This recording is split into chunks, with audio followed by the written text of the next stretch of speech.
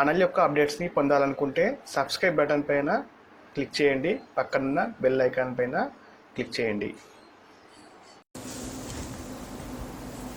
Hi friends, welcome to మన విద్య.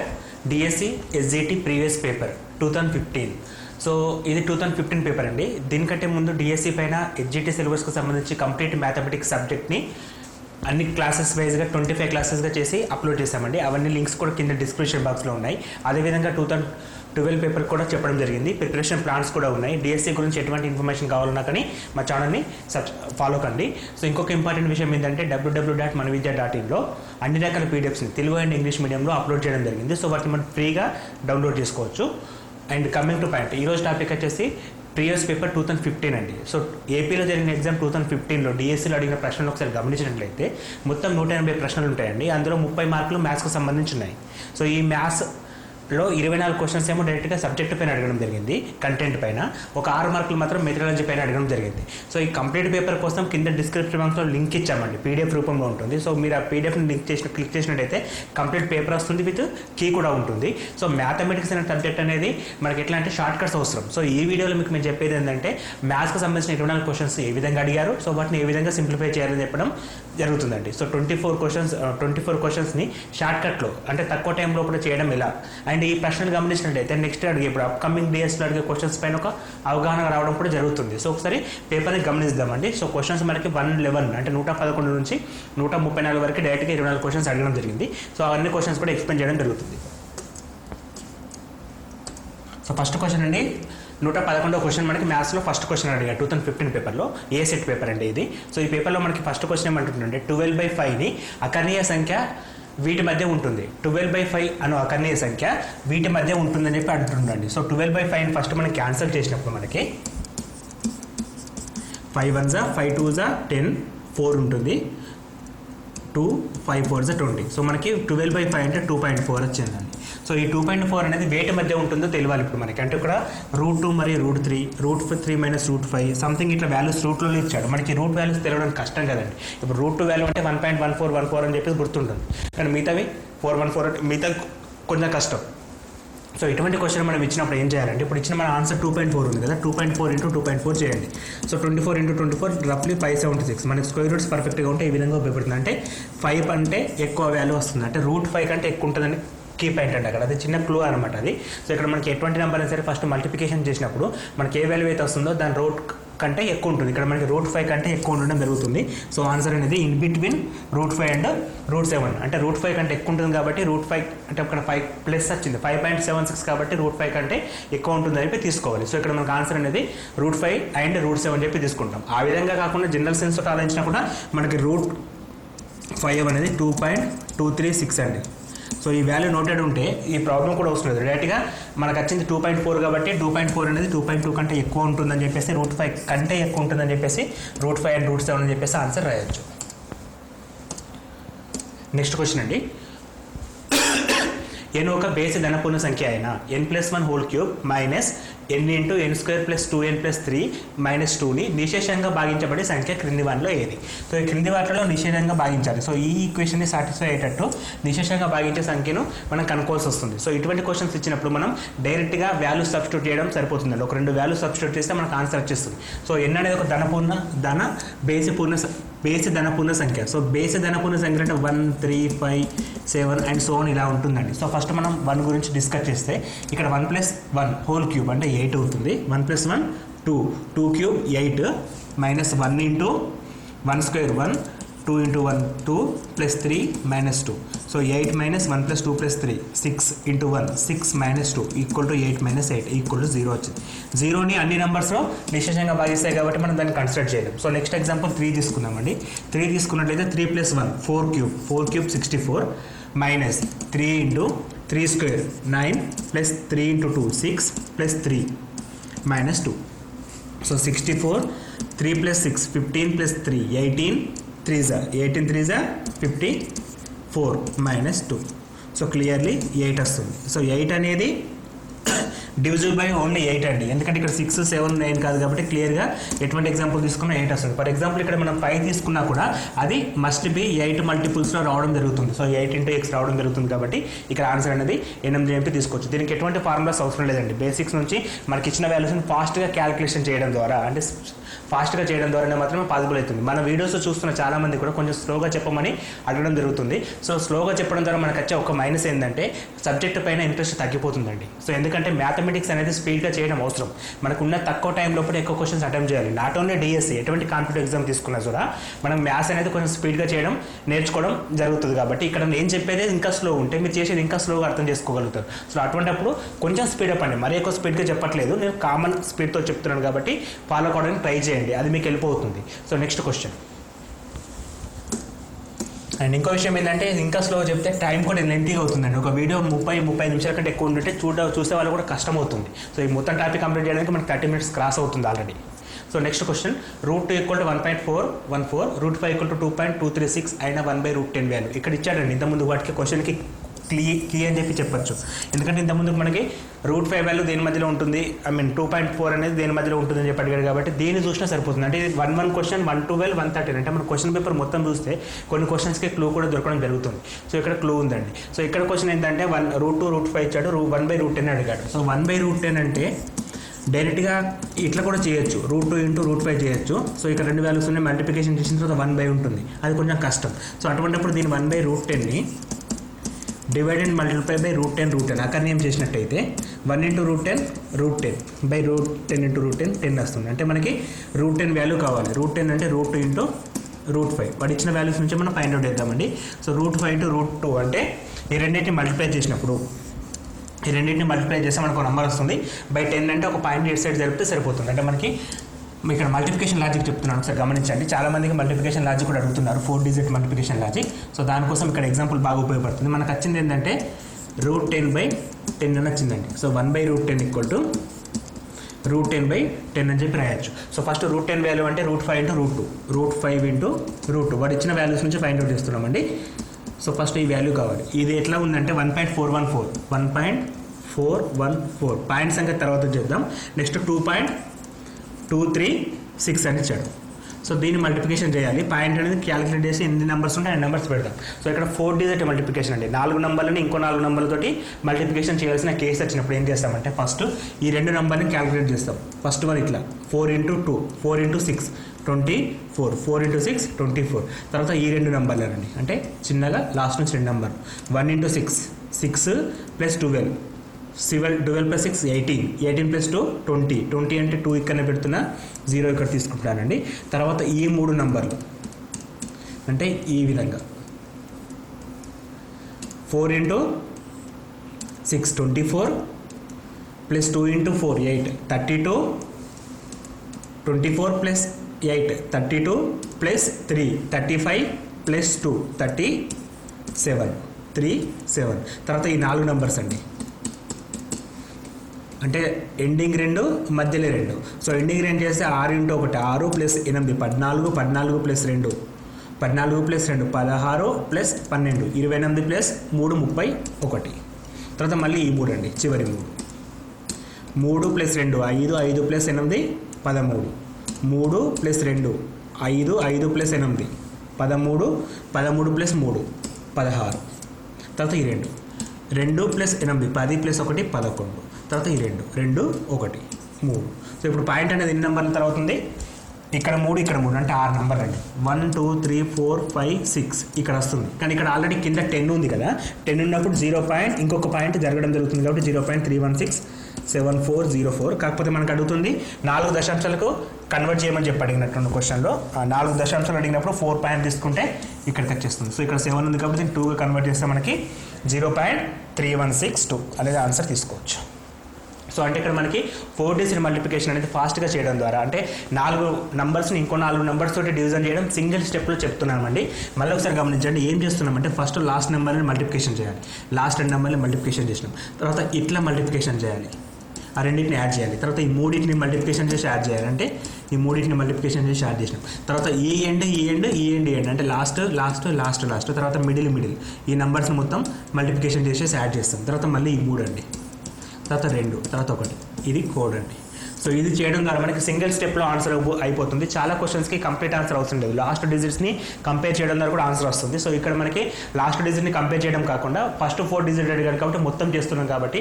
And ఇంకొక విషయం ఏంటంటే క్లోజ్ ఆన్సర్స్ ఉన్నప్పుడు చాలా ఉపయోగపడుతుంది. ఇక్కడ మనం మొత్తం చేయకుండా కూడా పాయింట్ వైజ్గా కూడా చేయొచ్చు. అంటే షార్ట్ కట్ మెథడ్ కావాలి అనుకున్న వాళ్ళకి ఎట్లా అంటే పాయింట్స్ కూడా క్యాలిక్యులేట్ చేయొచ్చు.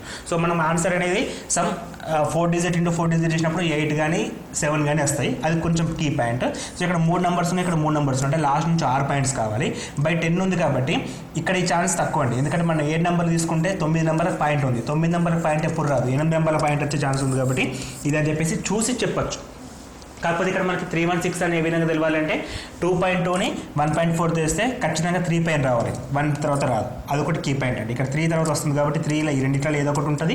అండ్ ఇది 9 పాయింట్స్ తర్వాత వస్తుంది కాబట్టి ఇది కాదు, ఇది ఆన్సర్ అని చెప్పేసి విత్ ఇన్ ఫ్రాక్షన్ ఆఫ్ సెకండ్స్లో కూడా చెప్పొచ్చు. అదే అవగాహన ఎక్కువ ఉన్నప్పుడు నెంబర్ ఆఫ్ క్వశ్చన్స్ ఎక్కువ ప్రాక్టీస్ చేసినప్పుడు చేస్తాం. సో అదంతా మనకు రాదు అనుకున్నప్పుడు జనరల్ ఫార్ములా ప్రకారం చేసిన 1 మినిట్ లోపల చేయొచ్చు. ఆ 1 మినిట్ లోపల చేయాలంటే మనకి మల్టిప్లికేషన్ ఫాస్ట్గా ఉండాలి. దానికి ఈ క్లూ అనేది ఉపయోగపడుతుంది. నెక్స్ట్ క్వశ్చన్, A/B = 1:3, 1/3:1/4 మరియు B/C = 1/6:1/5 అయినా A/B/C అడుగుతున్నాడు. సో మనకి AB ఇచ్చాడు, BC ఇచ్చాడు. సో ఇక్కడ B అనేది కీ పాయింట్, రెండింటిలో సేమ్ ఉంది. సో ఇక్కడ Bకి 1.4 ఉంది, ఇక్కడ 1.6 ఉంది. ఈ రెండింటిని ఈక్వల్ చేయాలి. ఇప్పుడు మనం ఈ రెండింటిని ఈక్వల్ చేయాలంటే పైన 1 1 సేమ్ అండి. ఇక్కడ కింద 6 ఉంది, ఇక్కడ 4 ఉంది. సో 6 4లో ఎల్సిఎం తీసుకుందాం. సో 6 4లో ఎల్సిఎం ఎంత? 12 వస్తుంది. సో దీన్ని 12గా కన్వర్ట్ చేయాలి, దీన్ని 12గా కన్వర్ట్ చేయాలి. ఇది 12 ఎప్పుడు అవుతుంది? ఇంటూ 3 చేసి అవుతుంది, ఇంటూ 3. ఇది 12 ఎప్పుడు అవుతుంది? ఇంటూ 2 చేసి అవుతుంది. సో ఇప్పుడు ఇది ఇంటూ 3 చేయాలంటే దీన్ని ఒక్కదాన్ని చేయొద్దు, అంటే కింద 3 కదా, ఇంటూ 1/3 అనమాట. సో మొత్తం 1/3 చేసినప్పుడు 1/3 ఇంటూ 1/3 ఇస్టు 1/4 ఇస్టు 1/3. ఇప్పుడు ఇదేమవుతుంది? 1/9 1/12 వస్తుంది. సో మనకి ఏంటంటే ఇక్కడ ఈ రెండింటిని సేమ్ చేస్తున్నాం. ఈ రెండింటిని సేమ్ అంటే వీటి రెండు ఎల్సిఎం 12కి కన్వర్ట్ చేయాలి. ఇది 4 ఉంది, ఇంటూ 3 చేస్తే 12 అవుతుంది, అంటే 1/3 చేస్తాం. సో 1/3 ఒక దానిలో చేస్తే తప్పు కాబట్టి రెండింటిని కలిపి చేస్తున్నాం కాబట్టి 1/3 ఇంటూ 1/3 1/9 ఇస్టు 1/4 ఇంటూ 1/3 = 1/12. సో అదేవిధంగా ఇక్కడ 1/2 ఇంటూ 1/2.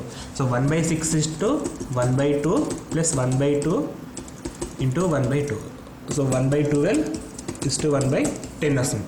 సో ఇప్పుడు రెండింటిని కంపేర్ చేస్తే ఇక్కడ B వాల్యూ సేమ్, ఇక్కడ B వాల్యూ సేమ్ కాబట్టి A/B/C = డైరెక్ట్గా రాసుకోవచ్చు. So which means 1/9 1/12 1/10. సో 1/9 1/12 1/10.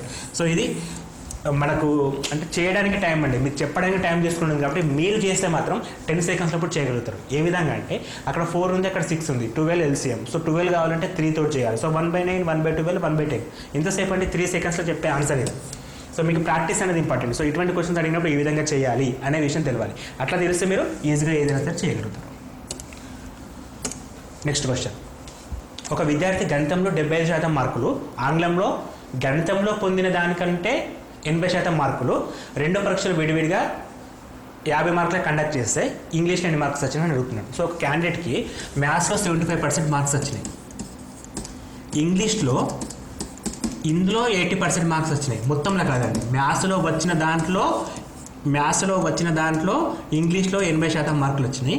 అయితే 50 మార్కులకు ఇండివిజువల్గా ఎగ్జామ్ పెడితే ఇంగ్లీష్లో ఎన్ని మార్కులు వచ్చినాయి క్వశ్చన్ అడుగుతున్నాను. సో ఫస్ట్ మనం మ్యాథ్స్లో 75 మార్కులు వచ్చినాయి అనుకుందాం, 75% మార్కులు వచ్చినాయి. సో ఇంగ్లీష్లో ఎంత వస్తాయి? 80% మార్కులు. వీటిలో 80%, 75లో 80% ఎంత అనేది తెలియాలి. ఫస్ట్ మనం 75లో 80% 60 అండి. 75లో 80% ఎంత?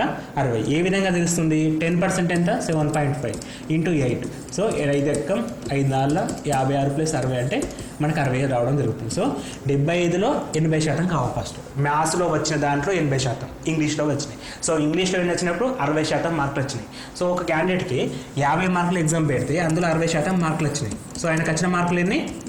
50లో 60% 30, 5 6 30 కాబట్టి 50లో 60% ఎంత? 30 అని చెప్పి తీసుకుంటాం. సో దానికి ఎన్ని మార్కులు వచ్చినాయి? ఇప్పుడు 30 మార్కులు రావడం జరిగింది. సో ఇక్కడ మనకు పర్సెంటేజ్ అనేది స్పీడ్గా చేయాలి. దీనికోసం మనం పర్సెంటేజ్ అనే టాపిక్ పైన ఒక 40-45 నిమిషాల వీడియోని అప్లోడ్ చేస్తాం. ఎటువంటి పర్సెంటేజ్ అయినా సరే ఈజీగా చేయడం ఎట్లా అనేది అప్లోడ్ చేయడం జరిగింది. సో ఒక పర్సెంటేజ్ కాదండి, ప్రతి టాపిక్ పైన వీడియోస్ అప్లోడ్ చేస్తాం. అన్ని టాపిక్స్ పైన వీడియోస్ కూడా కింద డిస్క్రిప్షన్ బాక్స్లో 25 వీడియోస్గా కుదించాం. ఆ 25 వీడియోస్ని అప్లోడ్ చేయడం జరిగింది. సో అదొకసారి మీరు గమనించినట్లయితే అంటే ఏ క్వశ్చన్ ఇచ్చినా ఈజీగా చేయడానికి ఉపయోగపడతాయి ఆ వీడియోస్ అనేవి.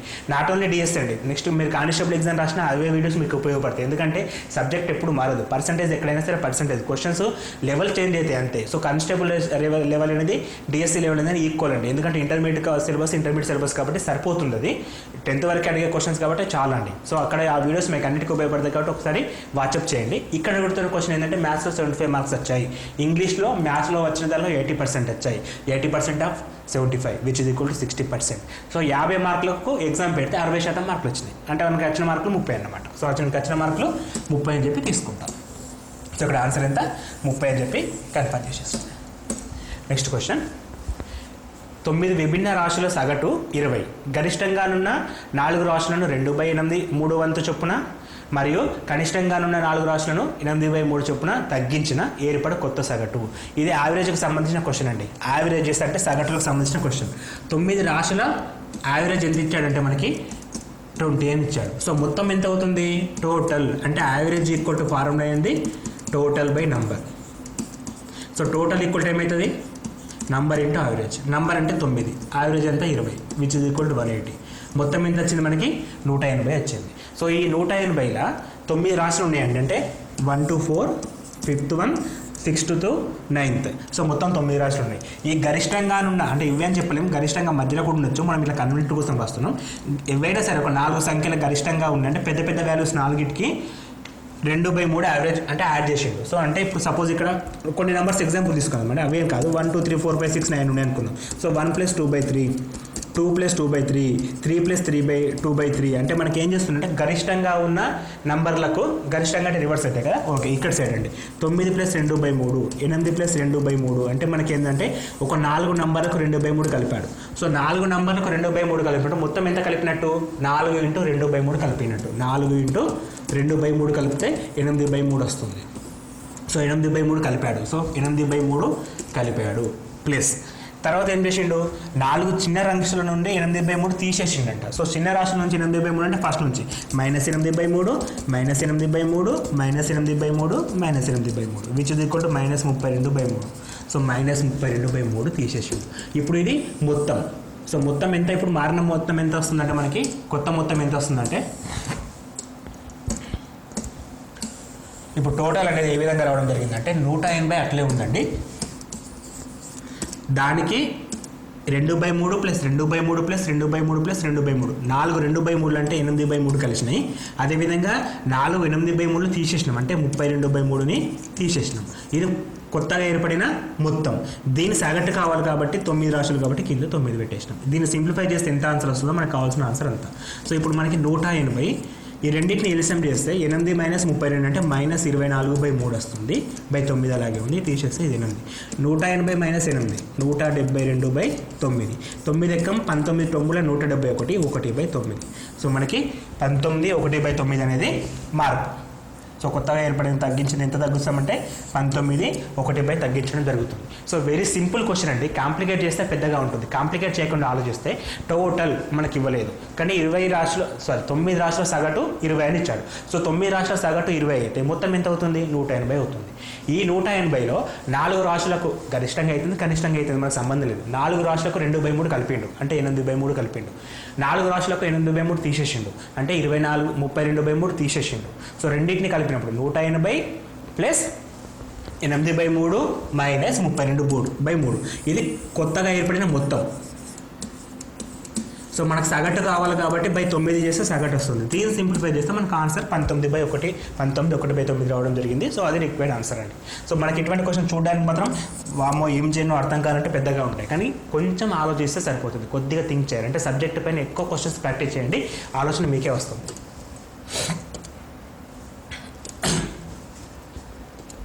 నెక్స్ట్ క్వశ్చన్, సాయంత్రం 6 గంటల తర్వాత గడియారంలో ముళ్ళుల మధ్య కోణం 70 డిగ్రీలు ఉండు సమయం. వెరీ సింపుల్ క్వశ్చన్ అండి. ఇది టీటా వాల్యూ ఇచ్చాడు, టీటా వాల్యూ 70 డిగ్రీలు. 6 తర్వాత అంటే h = 60, మినిట్స్ = ఎంత అని అడుగుతున్నాడు. సో మనకు తెలిసిన formula theta = 30h - 11/2 m. So మనకి m కావాలి. సో టీటా అంటే 70 = 30 × h అంటే 6 - 11/2 m. 60 × 30 × 60 30 × 6 180. ఇటు వస్తే 70. 170 మైనస్ 180 అంటే 110. Minus 110 equal to minus 11/2 M. Minus minus gate cancel. 11 ఎక్కం 11 పాదుల 2 × 10 20 నిమిషాలు ఈక్వల్ టు 20 నిమిషాలు వచ్చినాయి. సో 6 గంటల 20 నిమిషాలు 6 గంటల 20 నిమిషాలు అని చెప్పేసి ఆన్సర్. సో 6 గంటల 20 నిమిషాలు ఎప్పుడు అది ఏఎమ్మా పిఎమ్మా? అది సాయంత్రం కాబట్టి పిఎం అండి. సో ఆన్సర్ అనేది 6:20 పిఎం అని చెప్పేసి అయిపోతుంది. Very simple question. మనం ఇప్పటిదాకా చేసిన క్వశ్చన్లో ఒక 2-3 క్వశ్చన్స్ లాజికల్గా ఉన్నాయి. మిగిలిన క్వశ్చన్స్ అన్ని కూడా సింపుల్గా ఉన్నాయి. మనం ఒక పేపర్ తీసుకున్నట్టయితే అన్ని క్వశ్చన్స్ టఫ్గా ఇవ్వడు. చాలామంది నాన్ మ్యాథ్స్ విద్యార్థులు ఎట్లా భయపడతారంటే మనకు మ్యాథ్స్ అంటే రాదని చెప్పేసి ఒక ఫియర్ పెట్టుకొని వచ్చిన క్వశ్చన్స్ని కూడా లాస్ చేయడానికి ఛాన్స్ ఉంటుంది. చాలా క్వశ్చన్స్ ఈజీగా ఉంటాయనే విషయం మర్చిపోతారు వాళ్ళు. సో ఫస్ట్ ఏంటంటే ఒక 20 క్వశ్చన్స్ ఎగ్జాంపుల్ తీసుకుంటే 15 క్వశ్చన్స్ ఈజీగా ఉంటాయండి. ఒక 5 క్వశ్చన్స్ మాత్రమే కష్టంగా ఉంటాయి. సో 5 క్వశ్చన్స్ గురించి భయపడి ఉన్న 15 క్వశ్చన్స్ని విడిచిపెట్టే ఛాన్స్ ఎక్కువ మంది ఇప్పుడు జరుగుతున్న సిచ్యువేషన్ అదనమాట. సో అట్లా ఏంటంటే మీరు ఈజీగా ఉన్న క్వశ్చన్స్ ఐడెంటిఫై చేసి చేయండి ఫస్ట్. సో ఎక్కువ అంటే ఈజీగా ఎట్లా ఉంటే మోడల్ పేపర్స్ చేయడం ద్వారా మీకు ఈజీ క్వశ్చన్స్ ఏంటి టఫ్ క్వశ్చన్స్ ఏంటి అర్థమవుతాయి. సో ఈ ప్రీవియస్ పేపర్ తర్వాత మోడల్ పేపర్స్ ఎక్స్ప్లెయిన్ చేస్తాను. దానికోసం మీరు ఛానల్ని రెగ్యులర్గా ఫాలో కండి. అండ్ ఇప్పటివరకు సబ్స్క్రైబ్ అయితే ఎవరైతే చేసుకోవాలో సబ్స్క్రైబ్ చేసుకోండి. దానివల్ల మీరు అన్ని వీడియోస్ మిస్ కాకుండా చూడగలుగుతారు. సో అట్లా ప్రాక్టీస్ చేస్తే ఎక్కువ మార్క్స్ వచ్చే ఛాన్స్ ఉంటుంది అనమాట. So next question. కొంత సొమ్ములో 5/6 వంతు మరియు అదే సొమ్ములో 4/7 వంతు కన్నా 11 రూపాయలు ఎక్కువ. అయితే ఆ సొమ్ము ఎంత? సో ఒక కొంత సొమ్ము అంటుంది కదా, దాన్ని ఎక్స్ అనుకుందాం. ఈ సొమ్ములో 5/6 వంతు, సో 5x/6. అదే సొమ్ములో 4/7 వంతు, 4x/7. 11 రూపాయలు ఎక్కువ. దేనికంటే ఏది ఎక్కువ అనేది ఇంపార్టెంట్. ఇక్కడ ఏది నుంచి అయితే చేస్తారో చూడాలి. సో కొంత సొమ్ములో 5/6 వంతు మరియు అదే సొమ్ములో 4/7 వంతు కన్నా అంటే దీనికన్నా ఇది ఎక్కువ. సో 5x-6/4x-7 ఈక్వల్ టు 11 రూపాయలు. ఇట్లా ఒక ఈక్వేషన్ రాసుకున్నామంటే క్వశ్చన్ అయిపోయినట్టే. అక్కడ ఏముంటుంది ఇక సింప్లికేషన్ చేసి ఎక్స్ వాల్యూ ఫైండ్ అవుట్ చేయాలి. సో ఎంత సింపుల్గా వాళ్ళు చేస్తున్నాం అనేది కూడా ఇంపార్టెంటే. సో చేయడంలో కూడా డిఫరెంట్ ఉంటుంది. చాలామంది ఏంటంటే లెంతీగా చేసుకుంటూ వెళ్తారు, దానివల్ల టైం వేస్ట్ అవుతుంది, దానివల్ల తప్పులు కూడా జరుగుతాయి. సో ఈ సింప్లికేషన్ ఈజీగా రావడం కూడా ఇంపార్టెంట్ అండి. ఇక్కడ ఫస్ట్ ఈక్వేషన్ రాయడం important. 5x/6 - 4x/7 equal to 11. ఇది ఎట్లా వస్తుంది? కొంత సొమ్ములో 5/6 వంతు 4/7 వంతు కన్నా 11 ఎక్కువ. మనం చదివేటప్పుడే ఈక్వేషన్ రాయగలిగితే సరిపోతుంది. సో ఎల్సిఎం ఎంత? 6×42. So 7×5 35x, 6×4 24x equal to 11.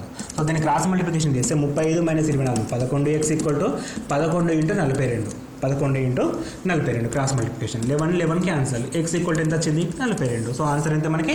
42 అని చెప్పేసి కన్ఫర్మ్ చేస్తాను. లాస్ట్ ఇయర్ డిఎస్సి పేపర్ చూస్తే ఎంత ఈజీ ఉందో మీకే అర్థమవుతుంది. కాకపోతే మనం అన్నెసరీగా పేపర్ టఫ్ ఉంటుందని భయపడతాం. కానీ క్వశ్చన్స్ని కరెక్ట్గా అర్థం చేసుకున్నప్పుడు టఫ్ ఉండదండి. అందుకే మనకి బేసిక్స్ చదవాలి ఏదైనా సరే టఫ్గానే ఉంటుంది. చదివిన తర్వాతనే అన్నీ ఈజీగా ఉంటాయి. Next question. కిడ్నీ బ్యాంకు నందు 5 రూపాయల నాణ్యాలకు 2/1/2 రెట్లు 2 రూపాయల నాణ్యాలు ఉండేను. వాటి మొత్తం విలువ 240 రూపాయలు అయితే 5 రూపాయల నాణ్యాల సంఖ్య ఎంత? సో 5 రూపాయల నాణ్యాలు అడుగుతున్నాం. సో ఫస్ట్ ఏంటంటే కిడ్నీ బ్యాంకులో మొత్తం ఎంత? 5 రూపాయల నాణ్యాలు ఎక్స్ ఉన్నాయి అనుకుందాం, 2 రూపాయల నాణ్యాలు వై అనుకుందాం. ఇది 5 రూపాయల నాణ్యాల సంఖ్య, ఇది 2 రూపాయల నాణ్యాల సంఖ్య. 5 × x + 2 × y equal to 240 rupees ఉన్నాయి. ఇది first condition. So second condition ఏంది? 5 రూపాయల నాణ్యాలు అనేటివి 2.5 రెట్లు ఉన్నాయి 2 రూపాయల నాణ్యాలకు. అంటే 5x equal to x equal to y equal to 2 × 1/2x అని రాయొచ్చు. ఎందుకంటే 2 రూపాయల నాణ్యాల సంఖ్య 5 రూపాయల నాణ్యాల సంఖ్యకు 2.5 రెట్లు. సో 2.5 అంటే 5/2 రెట్లు. y equal to 5/2x.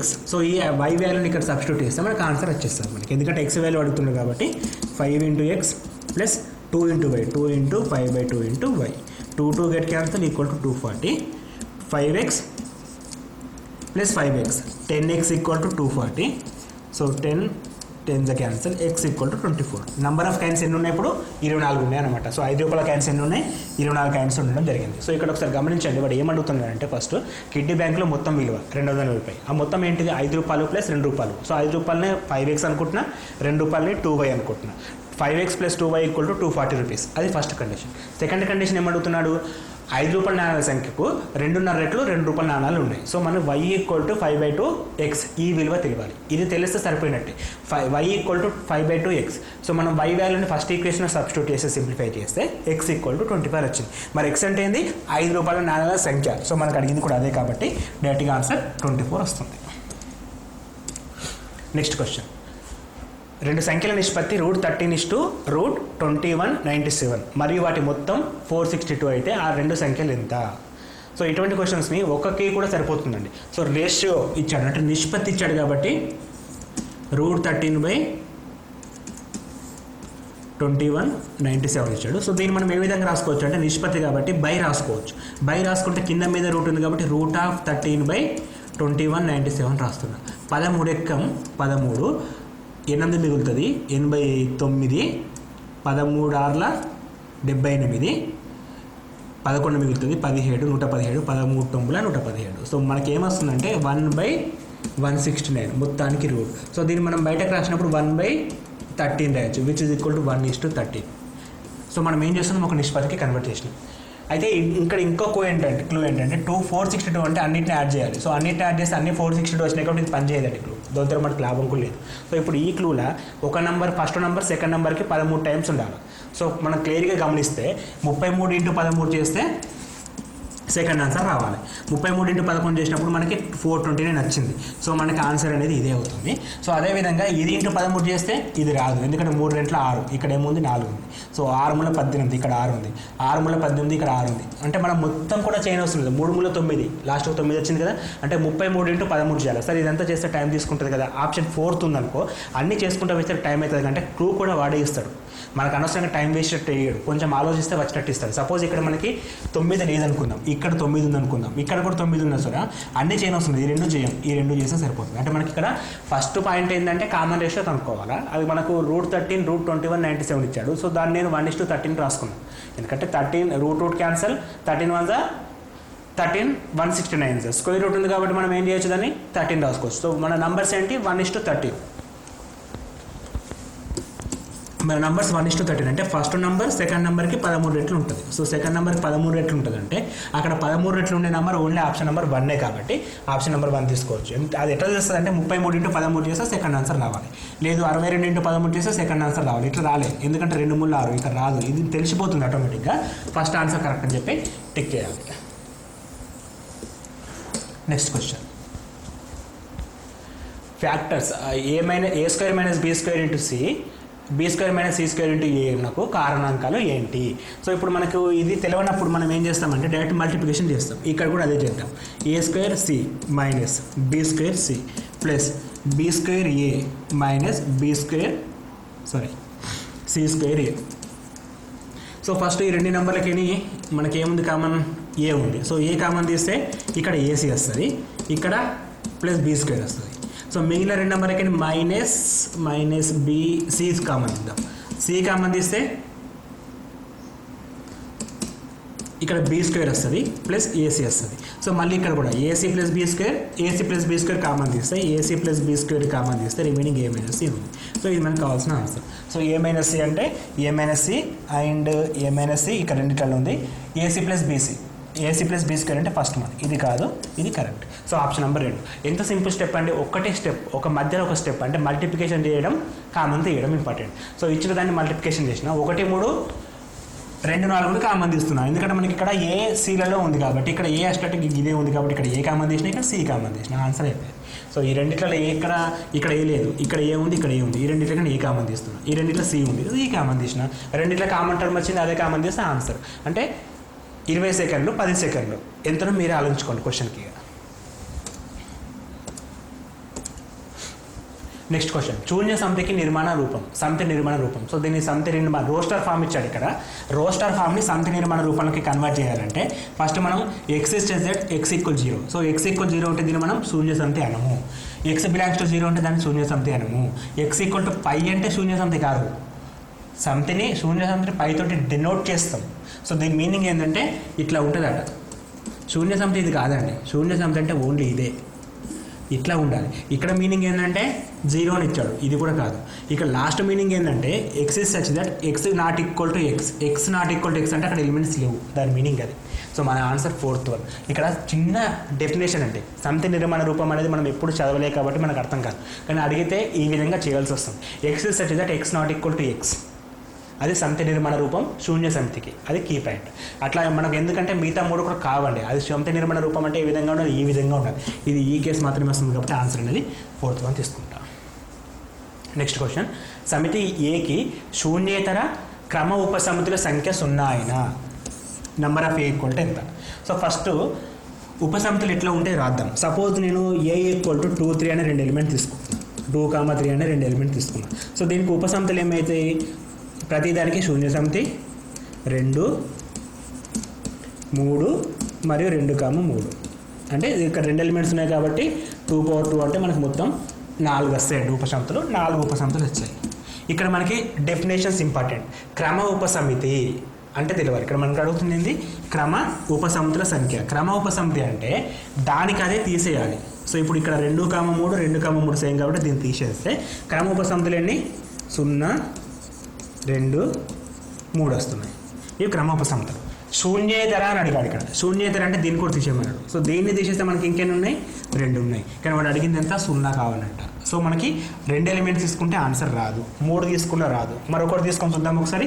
So A equal to set only 2 element అనేది ఒకటే ఉంది అనుకుందాం. సో దీనికి ఉపసమితులు ఏమైతే? ఒకటి శూన్య సమితి, ఒకటి 2 అంటే దానికి అదే. క్రమ ఉపసమితి కాబట్టి ఇది తీసేయాలి, శూన్యేతర కాబట్టి ఇది తీసేయాలి. అంటే ఇక్కడ ఏమైనా ఉన్నాయా? లేవు. అంటే మనకి శూన్యేతర క్రమ ఉపసమితుల సంఖ్య 0 కావాలంటే అక్కడ ఎలిమెంట్స్ ఎన్ని ఉండాలి? 1 ఉండాలి. శూన్యేతర క్రమ ఉపసమితుల సంఖ్య 0 కావాలంటే ఒక ఎలిమెంట్ ఉండాలి. అది కీ పాయింట్.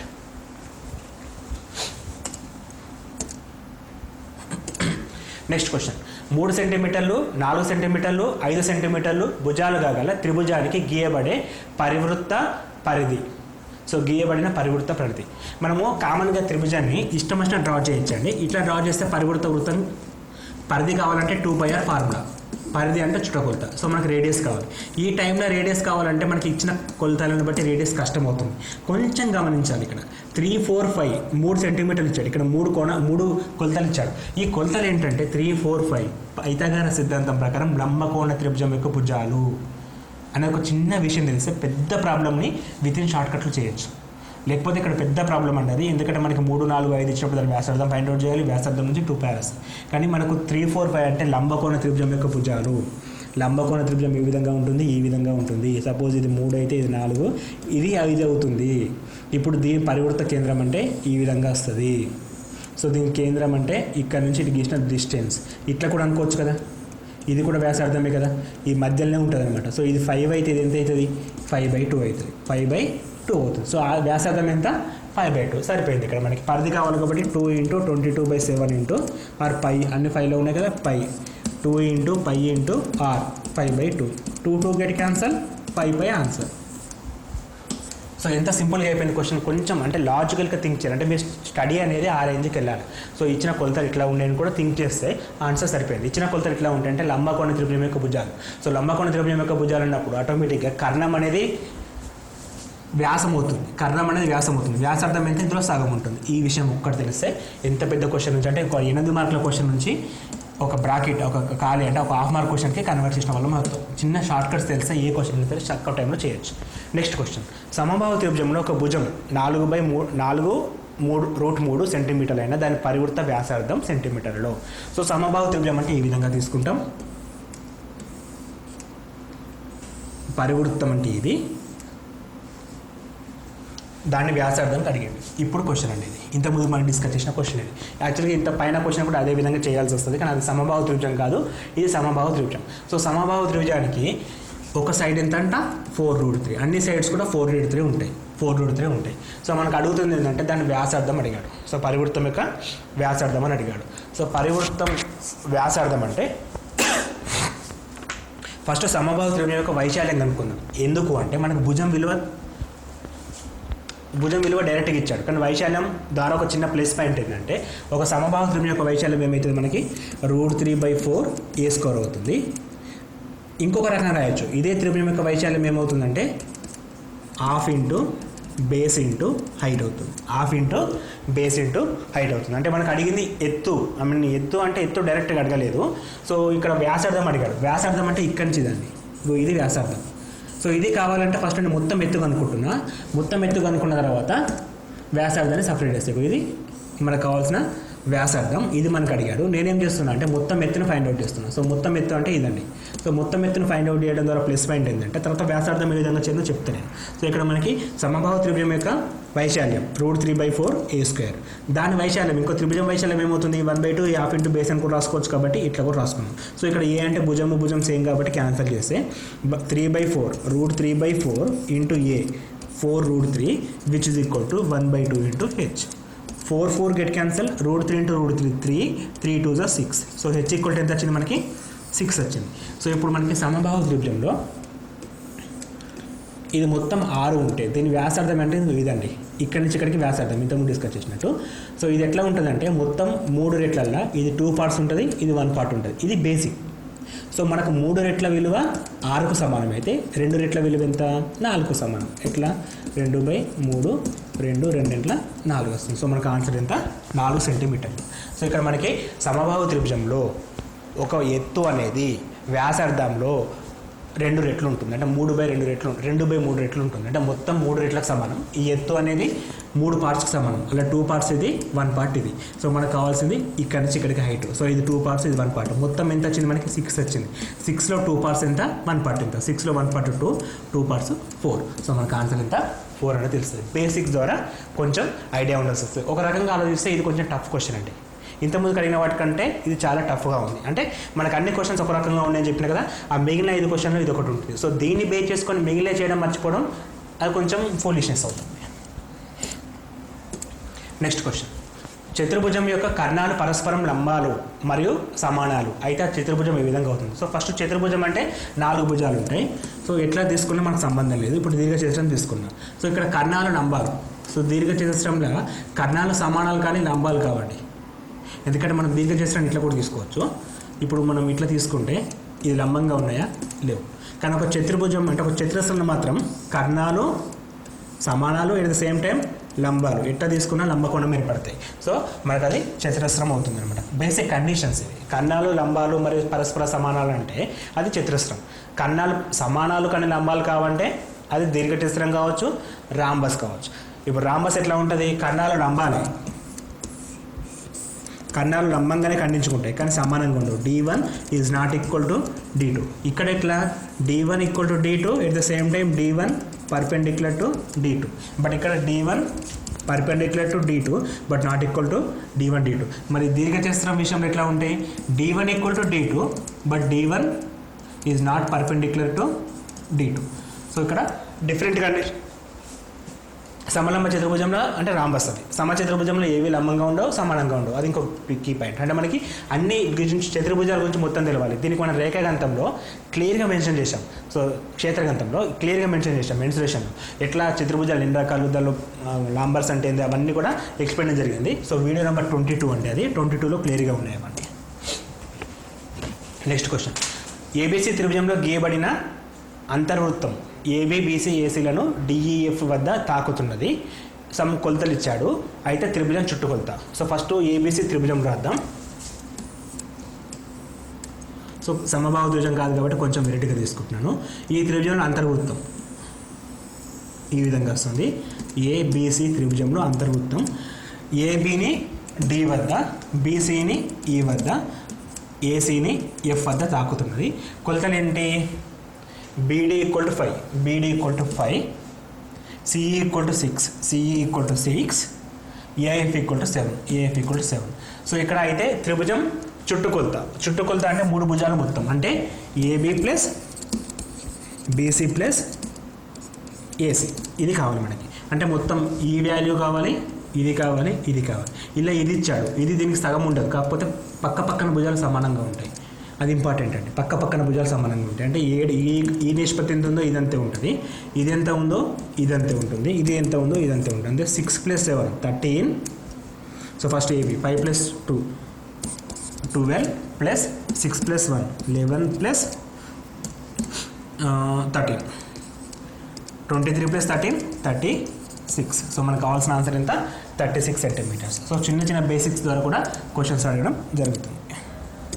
నెక్స్ట్ క్వశ్చన్, సమగణం ప్రక్కతల వైశాల్యం 576 చదరపు సెంటీమీటర్లు అయిన సంపూర్ణతల వైశాల్యం ఎంత. సమగణానికి సంపూర్ణ తల వైశాల్యం పక్క తల వైశాల్యం మధ్య సంబంధం ఇచ్చాడు. సో ఫస్ట్ సమగ్రం అంటే ఈ విధంగా ఉంటుంది. సో ఇక్కడ మనకి సంపూర్ణ తల వైశాల్యం పక్క తల వైశాల్యం అంటే ఫార్ములా 4a². అడుగుతుంది సంపూర్ణ తల వైశాల్యం. 4a² ఈక్వల్ టు 576 ఇక్కడ ఇచ్చింది 576. అయితే 6a² ఈక్వల్ టు ఎంత? క్రాస్ మల్టిప్లికేషన్ చేసుకుంటే 576 into 6a² by 4a². a² get cancel. 2 3 2 2 ఎక్కం 2 2 4 1 మిగులుతుంది 17 2 16 1 మిగులుతుంది 2 16 8 3 24 8 3 24 ప్లస్ 2 26 3 2 6 ప్లస్ 2 3 6 ప్లస్ 2 8 864 అనేది ఆన్సర్. 864 మనకు కావాల్సిన చదరపు సెంటీమీటర్ల సంపూర్ణతల వైశాల్యం. Next question. స్తూపం యొక్క ప్రకతల వైశాల్యం సమానంగా ఉంచుతూ వ్యాసార్థాన్ని రెట్టింపు చేసిన దాని ఎత్తు ఏమవుతుంది? సో స్తూపం యొక్క ప్రకతల వైశాల్యం 2πr into are plus H. ఇందులో దీన్ని రెట్టింపు చేస్తాడు, వ్యాసార్థాన్ని రెట్టింపు చేసిన అంటే 2r అయితే హెచ్ ఈక్వల్ టు ఏమవుతుంది బై 2 అవుతుంది. ఎందుకంటే ఇక్కడ దేనికి స్క్వేర్లు ఉండేయండి. స్క్వేర్ లేనప్పుడు ఏంటంటే ఒకటి ఎంత శాతం పెరిగిందో ఇంకోటి అంత శాతం తగ్గుతుంది. సో ఇక్కడ సగం అవుతుంది అనేది ఆన్సర్. హెచ్ అనేది ఏమవుతుంది సగం అవుతుంది. సో ఎందుకంటే రెట్టింపు కాదు, అది రెట్టింపు ఇది రెట్టింపు అయితే వైశాల్యం ఎక్కడికో వెళ్ళిపోతుంది. కానీ మనకు అడిగింది సమానంగా ఉండాలి.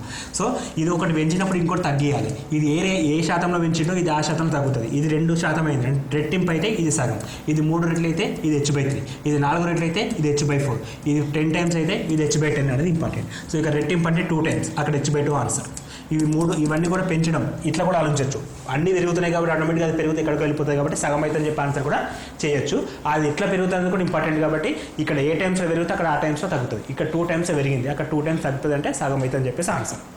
Next question. సమబాహు త్రిభుజంలో 3 సెంటీమీటర్ల వ్యాసార్థం గల వృత్తం అంతర్లిఖించబడిన త్రిభుజ వైశాల్యం చదరపు సెంటీమీటర్లు ఎంత? సో ఇంకొక ఇంపార్టెంట్ క్వశ్చన్ అండి ఇది చాలాసార్లు అడుగుతున్నాడు ఎగ్జామ్లో. ఇటువంటి క్వశ్చన్స్ని కొంచెం గమనించాలి. ఇప్పుడు మీరు సమబాహు త్రిభుజం తీసుకుందాం. ఇందులో ఒక అంతర్వృత్తం లిఖించబడింది. సమబాహు త్రిభుజం యొక్క భుజం విలువ, సమబాహు త్రిభుజంలో 3 సెంటీమీటర్ల వ్యాసార్థం గల వృత్తం అంటే 3 సెంటీమీటర్ల వ్యాసార్థం గల వృత్తం. ఇది 3 సెంటీమీటర్లు అయితే త్రిభుజ వైశాల్యం ఎంత? సో సమబాహు త్రిభుజ వైశాల్యం అడుగుతున్నాడు. సో సమబాహు త్రిభుజ వైశాల్యం ఫార్ములా √3/4 ఇంటూ a². సో మనకు కావాల్సింది ఒక భుజం విలువ కావాలంటే ఒక భుజం విలువ కావాలి. సో ఒక భుజం విలువ కావాలి అంటే మనకి ఇక్కడ ఇది ఇచ్చాడు, కొంచెం గమనించండి. ఇది మొత్తం ఎంత ఉంటుంది 60 డిగ్రీలు, ఇది 60 డిగ్రీలు, ఇది 60 డిగ్రీలు. ఇట్లా ఒక లైన్ గీస్తే ఇది ఎంత ఉంటుంది 30 డిగ్రీలు ఉంటుంది. ఎందుకంటే కరెక్ట్ సగం ఉంటుంది కాబట్టి ఇది 30 డిగ్రీలు ఉంటుంది. మనకు ఈ విలువ తెలుసు, ఈ విలువ నెక్స్ట్ అనుకుంటున్నా. సో ఇక్కడ 30 డిగ్రీలు. టీటా ఎదురు భుజము ఆసన భుజము. ఎదురు భుజానికి ఆసన భుజానికి మధ్య ఫార్ములా tan θ అండి. tan θ ఈక్వల్ టు ఎదురు భుజం అంటే 3 బై ఆసన భుజం అంటే x. But theta equal to ఎంత 30 డిగ్రీలు. tan 30 degrees equal to 1/√3. కొంచెం అందుకే చూసారా మనకి ఎడ్జిటి వాళ్ళకి త్రికోణమితి లేదు, కానీ ఈ క్వశ్చన్ త్రికోణమితి బేస్ అయింది. సో ఇప్పుడు ఏం చేస్తాం మనం, వేరే ఫార్ములా లేదు, త్రికోణమితి చదవాల్సిందే కదా. చాలామంది మాకు త్రికోణమితి లేదని చెప్పేసి అక్కడికి ఆగిపోతారు. సో అది కాదు. 10th క్లాస్ లోపల ఏ క్వశ్చన్ అయినా సరే వాడు ఇండైరెక్ట్గా అడిగే ఛాన్స్ ఉంది కాబట్టి అన్ని కాన్సెప్ట్స్ చదవడం ఉత్తమం. అంటే 10th క్లాస్ బుక్స్ అన్ని ముందు పెట్టుకోండి, ప్రతి కాన్సెప్ట్ చదవండి. సో ఇది సిలబస్లో మెన్షన్ చేశాడు, ఇదే చదవాలి, ఇది మెన్షన్ చేయలే, ఇదే చదవద్దు అనేది మద్దు మనకి. అన్నీ చదువుతున్నప్పుడే అన్ని మార్క్స్ కావాలి. ఇక tan 30 అంటే 1/√3. So by 3/x. So x value ఎంత వస్తుంది మనకి 3√3 వచ్చింది. అంటే ఇక్కడ x వాల్యూ 3√3 వచ్చింది.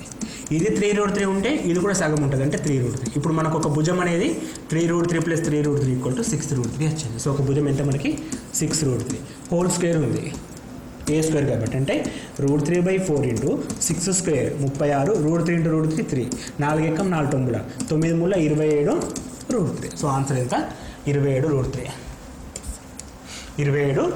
అవడం జరుగుతుంది. సో ఇక్కడ క్వశ్చన్ చూడండి ఒకసారి. ఇక్కడ అడుగుతున్న క్వశ్చన్ ఏంటంటే సమబాహు త్రిభుజం తీసుకున్నా, దాని లోపల వృత్తం నిర్మించడం, వ్యాసార్థం 3 సెంటీమీటర్లు డ్రా చేసినాం. ఇక్కడ మనం లాజిక్ స్టార్ట్ అయింది. ఒక గీత నేను ఇట్లా గీసుకుంటే ఇది వ్యాసార్థం అవుతుంది ఆటోమేటిక్గా. అఫ్కోర్స్ దీన్ని కూడా మనం వ్యాసార్థం అనొచ్చు. ఇక్కడ కూడా ఇది వ్యాసార్థం కాదండి, ఇది మాత్రమే వ్యాసార్థం అవుతుంది. అంతర్వృత్తం అంటే ఇక్కడికి వ్యాసార్థం కదా. సో ఇది మనం తీసుకోవాలి, ఇది మాత్రం వ్యాసార్థం తీసుకుంటాం. ఇది వ్యాసార్థం అయినప్పుడు దీని విలువ కావాలి నాకు. ఇది ఎదురుభుజం ఆసన భుజం. టీటా ఉన్నప్పుడు ఎదురుభుజానికి ఆసన భుజానికి మధ్య సంబంధం tan θ ఈక్వల్ టు ఎదురుభుజం బై ఆసన భుజం. సో tan θ అంటే tan 30 equal to 3/x. So x value ఎంత వస్తుంది tan 30 ఈక్వల్ టు 1/√3 వస్తే x ఈక్వల్ టు 3√3 వచ్చింది. సో ఒక పార్ట్ 3√3 ఉంటే ఆటోమేటిక్గా ఇంకో పార్ట్ ఎంత ఉంటుంది, ఇంకో 3√3 ఉంది. ఈ రెండు కలిపితే 6√3 వచ్చేసింది. సో మనకు ఒక భుజం 6√3. సో ఇక్కడ భుజాన్ని సబ్స్టిట్యూట్ చేసి మనం సింప్లిఫై చేస్తే మనకు ఆన్సర్ 27√3. సో ఫైనల్ ఆన్సర్ ఎంత 27√3. Next question, x1 x2 x3 xn అంశాల సగటు 20 అయినప్పుడు x1 + 4 x2 + 8 x3 + 12 and x10 + 40ల సగటు ఎంత?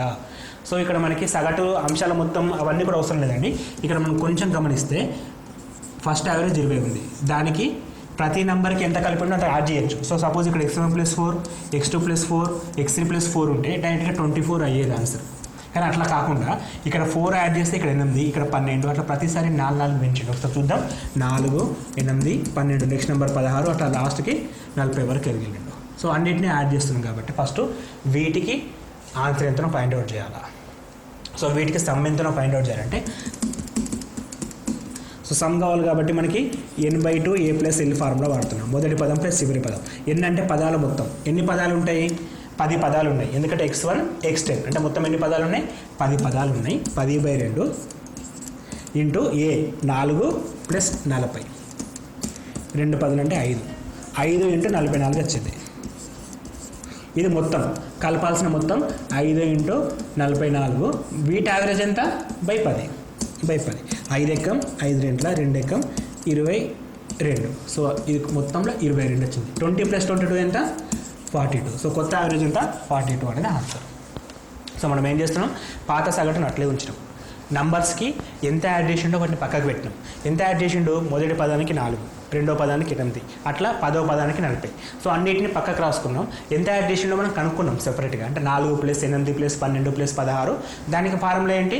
n/2 a + l number system formula. ఇదేమో సాంఖ్యక శాస్త్రం. సగటు అంటే సాంఖ్యక శాస్త్రం. ఇక్కడ నంబర్ సిస్టమ్. రెండింటిని క్లబ్ చేస్తున్నాం ఇక్కడ. n/2 a + l. n/2 a + l formula వాడినప్పుడు మనకి 5 × 44 వచ్చింది. మళ్ళీ వీటి యావరేజ్ కావాలా, ఎందుకంటే మనం కలిపేది యావరేజ్ కాబట్టి. సో యావరేజ్కి యావరేజ్ కలుపుతాం. నంబర్ ఎట్లా కలుపుతాం? కలుపుతాం. సో యావరేజ్కి యావరేజ్ కావాలంటే ఇప్పుడు 5 × 44 నంబర్ వచ్చింది. /10 చేస్తే వాటి యావరేజ్ వస్తుంది. సో వాటి యావరేజ్ ఎంత వచ్చింది? మనకి 22 వచ్చింది.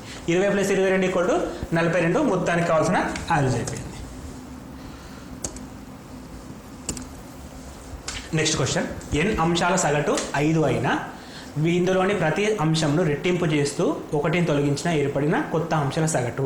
ఆన్సర్ 9. చూస్తూ చెప్పే ఆన్సర్స్ అండి ఇవన్నీ. ఎందుకంటే మనం ఒక ఎగ్జాంపుల్ తీసుకుందాం. సో n అంశాల సగటు 5. నేను ఒక 3 అంశాలు తీసుకుంటున్నా. ఆ అంశాలు ఏంటంటే 4, 5, 6 తీసుకుంటున్నా. సో వీటి యావరేజ్ ఎంత అవుతుంది? 5 అవుతుంది. వీటి యావరేజ్ ఎంత అవుతుంది? 5 అవుతుంది. సో వీటిని రెట్టింపు చేస్తున్నా. 8, 10, 12. సో వీటి యావరేజ్ ఎంత? 10. అంటే మనకు యావరేజ్కి రెట్టింపు చేస్తే సరిపోతుంది అనేది తెలియాలి ఫస్ట్. ఇట్లా అనమాట. సో యావరేజ్ డబల్ చేస్తే డబల్ అయింది. ఒకటి తగ్గించిందంట. రెట్టింపు చేసి ఒకటి తగ్గిస్తే ఇది 7, ఇది 9, ఇది 11. వీటి యావరేజ్ ఎంత? 9. సో ఆన్సర్ ఎంత? 9. సో అంటే యావరేజ్ అంటే ఎట్లా వస్తుంది? 4 + 5 + 6/3. ఇక్కడ యావరేజ్ ఎట్లా వస్తుంది? 4 + 5 + 6/3. సో 10, 15/3 అంటే 5. సో ఈ 5 ఇక్కడ. సో ఇక్కడ 20 + 10 30/3 = 10. ఈ 10 ఇక్కడ. సో ఇక్కడ 20, 16 + 27 27/3 = 9. యావరేజ్ ఇక్కడ. మొత్తం చేయని అవసరం లేదండి. దానికి రెట్టింపు చేసిన అంటే 10 అయింది. ఒకటి తగ్గించిన ఆన్సర్ 9 సరిపోతుంది. సో వచ్చిన యావరేజ్ 5. దానికి రెట్టింపు చేసిన 10 అయింది. 4 రెట్లు చేసిన కొత్త యావరేజ్ ఎంత? 20. 10 రెట్లు చేసిన 50. అందులో సగం చేసిన 10 రెట్లు చేసి సగం చేసిన. సో 10 రెట్లు చేస్తే 50 అయింది. అలా సగం చేస్తే 25 ఆన్సర్. సో మనకి ఎట్లా అంటే అక్కడ ఏమేమి చేసిండో ఇచ్చిన 5 మీద అవి చేస్తే సరిపోతుంది. సో ఇక్కడ అడుగుతున్న దాని ప్రకారం డబల్ చేస్తే 10, ఒకటి తగ్గిస్తే 9. సో ఆన్సర్ ఎంత? 9. నెక్స్ట్ క్వశ్చన్, 14xy 18 17 అనే అవర్గీకృత దత్తాంశం సగటు మరియు మధ్యగతం yకి సమానం మరియు y = x + 1 అయితే మధ్యగతం ఎంత? 2 ఈక్వేషన్స్ ఇచ్చిండండి ఇక్కడ. ఫస్ట్ ఈక్వేషన్ ఏంటంటే y = x + 1. సెకండ్ ఈక్వేషన్ ఏంటిది? సగటు. వాటి సగటు ఎట్లా వస్తుంది? రాష్ట్రం మొత్తంపై సంఖ్య. రాష్ట్రం మొత్తం అంటే 14 + 18 32 + 17 49 ప్లస్ x ప్లస్ y. మొత్తం ఎన్ని ఉన్నాయి అక్కడ? 5 ఉన్నాయి. సగటు ఈక్వల్ ఎంత? y మెన్షన్ చేసింది కదా. సగటు మరియు మధ్యగతం ఎంత? y అని చెప్పి మెన్షన్ చేసింది కాబట్టి y = రాస్తున్నా. So 49 plus x plus y = 5y. So దీని నుంచి x - 4y = -49. సో ఇక్కడ మనకి x minus y equal to x minus y equal to minus 1, x minus y equal to minus 1, x minus y equal to minus 1, minus plus minus get cancel, minus 4y plus y, minus 3y, minus 49 plus 1, minus 48, 1 cancel, minus cancel, 3 ఎక్కం 3 16 y equal ఎంత వచ్చింది 16. మనకు అడిగిన answer ఎంత y విలువ. So y విలువ ఎంత 16. ఇప్పుడు ఇంకొంచెం లాజికల్గా ఆలోచిస్తే ఇంత పెద్దగా కూడా చేయనవసరం దీన్ని. ఏ విధంగా అంటే ఫస్ట్ మనకి ఏం అడిగిండు, అవర్గీకృత దత్తాంశం, దీన్ని మధ్యగతం ఇచ్చిండు. మధ్యగతం అంటే ఏంటి, మధ్యలో ఉండే విలువ. సో రాశుల మొత్తాన్ని ఎట్లా రాయాలి ఇప్పుడు మనం, ఆరోహణ లేదా అవరోహణ క్రమం అంటే 14, 18, 17. సో ఇక్కడ ఇది వస్తుంది, ఇటు వస్తుంది, ఇక్కడ మధ్యలో y మాత్రం అట్లే ఉంటుంది. సో మధ్యలో y ఉందంటే y విలువ అనేది కంపల్సరీ 17కు 14కు మధ్యలో ఉండాలి, 17కి 14కి మధ్యలో ఉండాలి. లాజిక్ 17కు 14కు మధ్యలో ఉండేది 14 కాదు, 17 కాదు, 18 కాదు, ఆన్సర్ ఎంత 16. సో ఎంత సింపుల్ క్వశ్చన్ చూడండి ఒకసారి. మనం ఆప్షన్స్ని మధ్యగతం నిర్వచనం కరెక్ట్గా అర్థం చేసుకున్న వాళ్ళకు విత్ ఇన్ 2 సెకండ్స్ అండి. అంటే కొంతమంది చూడగానే చేస్తారంటే దాని వాళ్ళ లాజిక్ వాళ్ళు ఫాస్ట్గా చేస్తున్నారు కాదు, స్మార్ట్గా థింక్ చేస్తారని మీనింగ్ ఉంటుంది. మనకు అర్థం కావాలి మధ్యగతం అంటే ఏంది, దత్తాంశాన్ని ఆరోహణ క్రమం లేదా అవరోహణ క్రమం రాసినప్పుడు మధ్యలో ఉండే విలువని మధ్యగతం అంటాం. సో ఇక్కడ ఇచ్చిన దత్తాంశాన్ని ఆరోహణ క్రమం రాసినప్పుడు 14 అట్లే ఉంటుంది, ఎక్స్ వై డిఫరెంట్ అయితే, ఎక్స్ పెద్దదా వై పెద్దదా తర్వాత విషయం, తర్వాత 17, 18 అవుతాయి. మధ్యలో ఉంటే ఎక్స్ వాల్యూ 16 కావచ్చు లేదా 15 కావచ్చు, వై వాల్యూ 16 కావచ్చు 15 కావచ్చు. ఇక్కడ మనకు వైకి ఛాన్స్ ఎన్ని ఉన్నాయి, ఓన్లీ 16 మాత్రమే ఉంది. సో ఆన్సర్ ఎంత 16. సార్ నాకు ఇట్లద్దు ప్రాసెస్ ప్రకారం చేస్తా అంటే first condition y equal to x minus 1, దాన్ని x minus y equal to -1 రాసిన, ఈక్వేషన్ నెంబర్ 1. సెకండ్ కండిషన్ సగటు రాష్ట్ర మొత్తంపై రాష్ట్ర సంఖ్య 14 + 18 + 17 by x plus Y by 5 equal to Y. So దాన్ని సింప్లిఫికేషన్ చేసి x minus 4y equal to -49, రెండింటిని సింప్లిఫై చేస్తే y ఈక్వల్ టు 16. అది 1 నిమిషం చేస్తాం, ఇది 10 సెకండ్లు చేస్తాం. సో స్మార్ట్ థింక్ చేస్తే ఇట్లా బెనిఫిట్ ఉంటుంది. సో ఇట్లా మనకు అడిగిన 134 క్వశ్చన్స్ అంటే మొత్తం 24 క్వశ్చన్స్ని షార్ట్కట్లో చెప్పడం జరిగింది. ఈ వీడియో మీకు నచ్చింది అనుకుంటే మీ ఫ్రెండ్స్కి షేర్ చేయండి, ఎందుకంటే మీరు చేసే షేర్ వల్ల మీ ఫ్రెండ్స్కి కూడా ఇది ఉపయోగపడుతుంది, అదేవిధంగా మా ఛానల్ కూడా యూస్ఫుల్ ఉంటుంది. ఇంకొక విషయం ఫస్ట్ చెప్పాను, www.manavidya.in అనే వెబ్సైట్ని విజిట్ చేయండి ఒకసారి. అక్కడ నంబర్ ఆఫ్ పీడిఎఫ్స్ ఉన్నాయి, అవన్నీ మీకు యూస్ఫుల్. సో పీడిఎఫ్స్ కోసం ఎక్కడెక్కడ సెర్చ్ చేసి అనవసరంగా డబ్బులు పెట్టి కొనుక్కోవడం, జిరాక్ తీసుకోవడం కంటే మొబైల్లో కూడా పీడిఎఫ్స్ని చదువుకునే ఛాన్స్ ఉంటుంది. కాబట్టి ప్రతి టాపిక్ పైన ఆ వీడియోస్ని చదవడం ద్వారా మీకు ప్లస్ పాయింట్ అవుతుంది. Thanks for watching, thank you and all the best for your exam.